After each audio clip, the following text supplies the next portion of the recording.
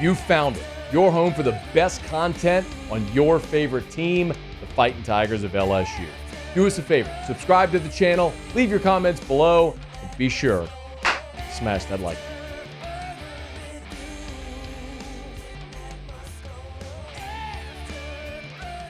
Most college football fans don't love recruiting. That's just a reality. The ones that do are in it, and I respect it totally. For some people, it's their thing, and everybody's got a thing. The overwhelming majority of LSU fans couldn't tell you who the heck Carius Kern is. That's a reality. More could tell you who DJ Pickett is, but most still couldn't. For us here in this ecosystem where, like, you, just by the nature of the fact that you were listening to or watching this right now, suggests that you care so deeply about your team that it's not enough just to watch the games. You want even more information. So you understand this, but sometimes it's hard for us to understand how other people view things. So for most LSU fans, they come to a place like this on signing day. Okay, all right, what do I need to know? Who do we get? The president and CEO of our company is one of those guys. He's like, carve out 5 minutes for me so you can tell me about our recruiting class. Got it. Today, there's really 3 prospects today that you had to know what was going to happen. Number 1 and most important was DJ Pickett. DJ Pickett is the number 1 cornerback in America. He committed to LSU in July. He is a plug-and-play starter, a day one freak show, no matter if it's LSU or Ohio State or Miami or Oregon or Southern Cal, anywhere. Wherever he went, he is a day one plug-and-play starter. And you've had him committed, and he's maintained all along that he was solid. But if you were skeptical, you were right to be skeptical, as was I after what we saw with Bryce Underwood.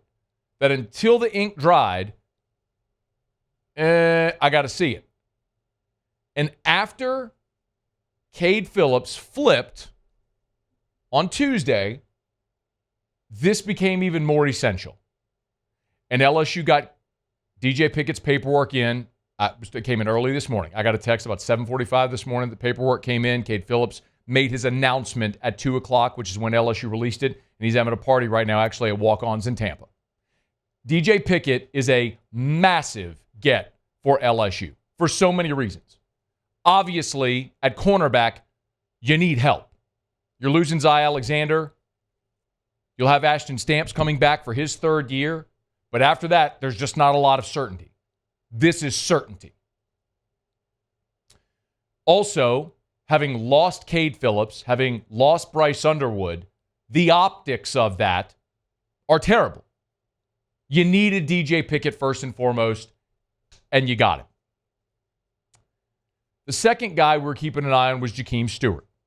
Now, Jahkeem Stewart, last week we saw a lot of the projections and over the weekend that he was going to pick Southern Cal, and that held today. Jahkeem Stewart did, in fact, pick USC. I will share with you the NIL details that I was told. And I told you the Bryce Underwood deal. And I was right. And I'll tell you the Jahkeem Stewart deal.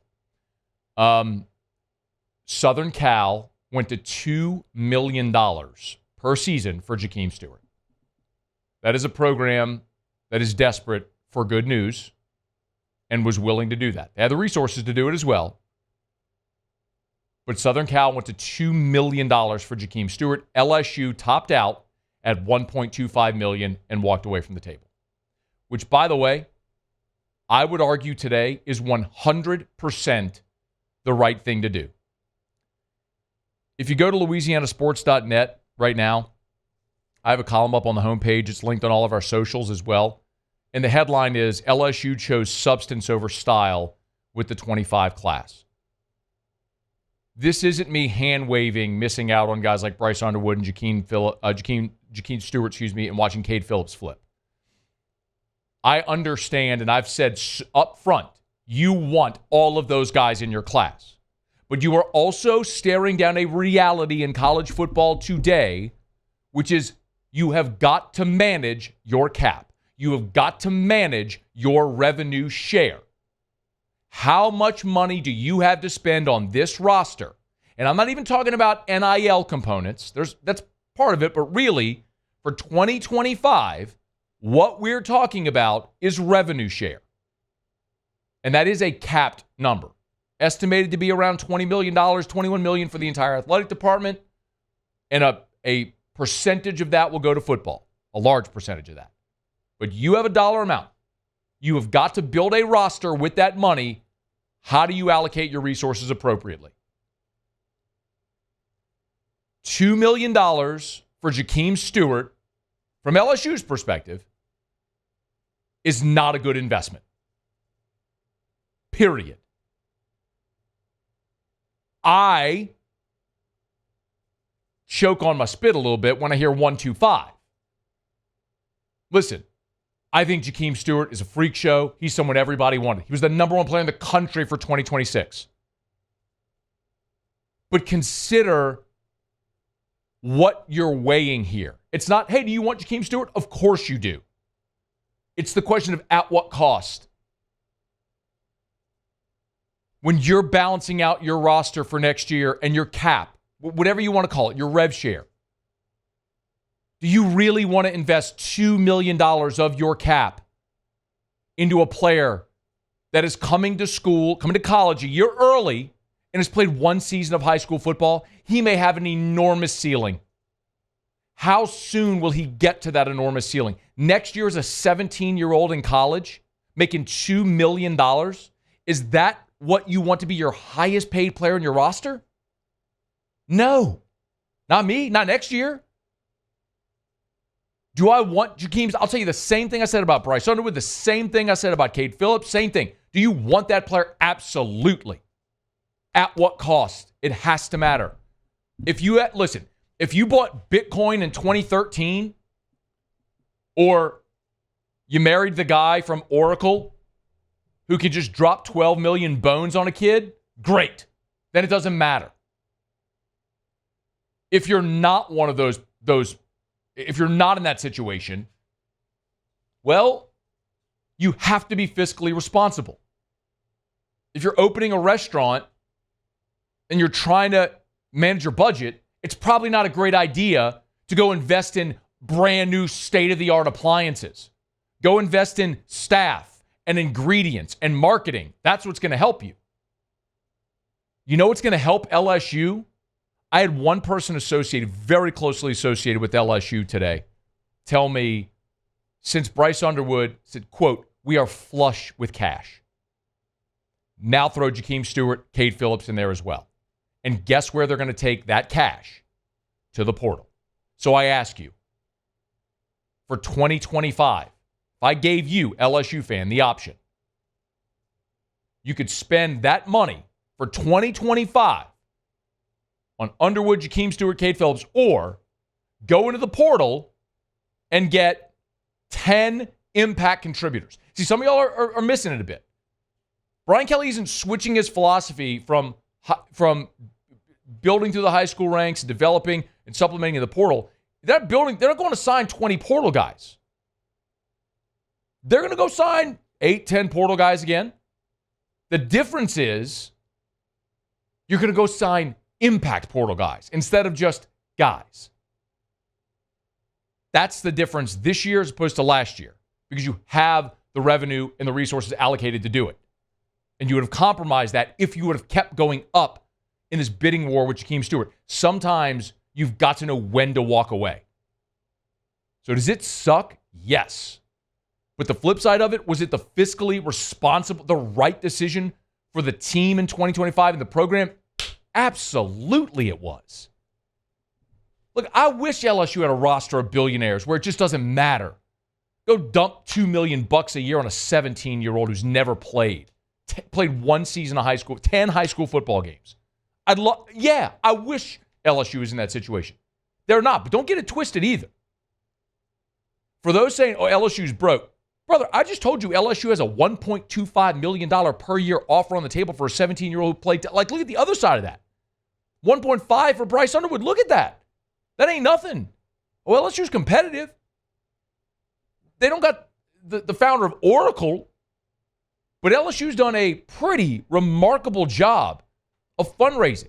We focus so often on what you don't have and not enough on what you do. You landed the number one cornerback in the country. You landed the number one running back in the country. That's 2 5-stars right there. Oh, by the way, as of right now, we're still waiting on the announcement, but I'll spill the beans. It's done. Solomon Thomas, 5-star offensive lineman, flipping from Florida State to LSU. That's 3 5-stars. Karius Kern may end up a 5-star as well. You've got a consensus top 10 class, and you've got bags of cash to go spend in the portal. It's so easy to focus on what you didn't get. Step back and look at what you did. Brian Kelly called today the finest class he's ever signed. And he ain't wrong. And now you're going to go in the portal and go, hopefully, spend that money you got. You're all going to hear me say this over and over. Say it again today. Talk to me in a month. Talk to me in a month. You got cash to spend. The portal awaits. You signed an amazing class. Let me see what you do in the portal. Because I got a feeling in a month from now, they go do what they're capable of doing in this portal cycle. If they do, maybe they don't. And if they don't, y'all know, I'll be the first one sitting here telling you they're screwed. If I believe it, let me see what they do. And I'll also remind you that when NIL started, there was one person with a microphone. I shouldn't say one because there were probably others. But I took a lot of flack from many of you for talking about the issues LSU had in NIL and in fundraising because it was a problem early. I was the one sitting here telling you that. Remember those days? Do I need to go look up tweets? Do I need to get receipts? In the early days of NIL, LSU was way, way, way behind. And I told you over and over and over, they were behind. A lot of y'all didn't want to hear it. I told you. You spent $17 million for Ed Ogeron to go away. You had to pay Kim Mulkey. You paid Jay Johnson. It was expensive. And you didn't have the boosters lining up to fill the NIL coffers early. It was a problem.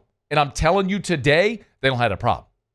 Now, you may not be able to go toe-to-toe with the guy from Oracle or Phil Knight, but you want to land a top 10, a consensus top 10 class with 3 or 4 5-stars in it and have bags of cash to go spend in the portal? Yeah, brother. You may not be the Dodgers who can go spend whatever, or the Yankees or the Red Sox, go spend whatever you want on anyone you want, however, whenever. But you ain't broke. That's for sure. And a little fiscal responsibility goes a long way, and I think that's what you saw here. The 3 people you needed to know today, the decisions we were waiting on. Pickett, you landed him. Stewart, you didn't. And the big one, the flip, Solomon Thomas, 5-star interior offensive lineman, flipping him from Florida State here on signing day. More than a pretty good day for LSU football. It's hard to do, but focus on what you got and not what you didn't. And also be grateful that what you didn't, Jahkeem Stewart, Bryce Underwood, we're playing the Big Ten. See ya. Hey, thanks so much for watching. Please leave your comments. I love to interact. And be sure to hit the red subscribe button below.